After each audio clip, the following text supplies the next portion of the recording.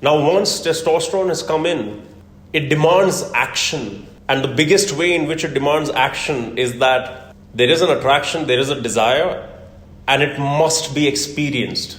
What it is like to cross the barrier, which is the space between you and the female, close that gap, and then come to the other side. We're talking about sex, basically. Because in the starting, every guy is enamored by the idea, every boy, but does not stop getting enamored for the rest of his life. And that is what I'm going to talk about today. Male sexuality. Because it is something where just because mentally back then we were so much lost in the infatuation of what sexual union would feel like, that almost every boy spends majority of his childhood being rejected and not being granted that. By the time they actually lose their virginity, if it's already been a few years of being rejected while being in a continuous chasing cycle behind the opposite gender in order to acquire it. Because that's also how nature intends it to be. We are the ones who are selected. We are not the selectors. The female selects. And that's fine. That's nature and it works very well actually.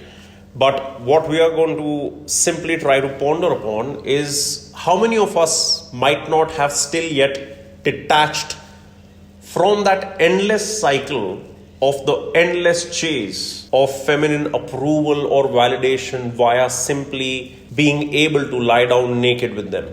I have a feeling that most of the men who have walked on this planet, now obviously I haven't spoken to all of them, but I have a feeling that most of them who have walked on this planet passed their lifetime over here without ever getting out of this entrapment.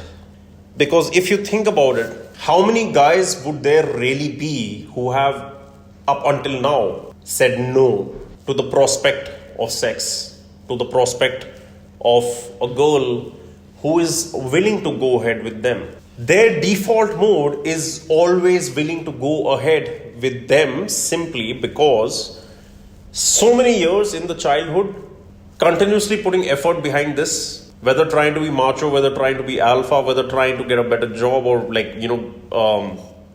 whatever, so many actions of man ultimately come down to survival and reproduction. I want to bring this to the attention of men who are walking on the same path that even I'm trying to walk on.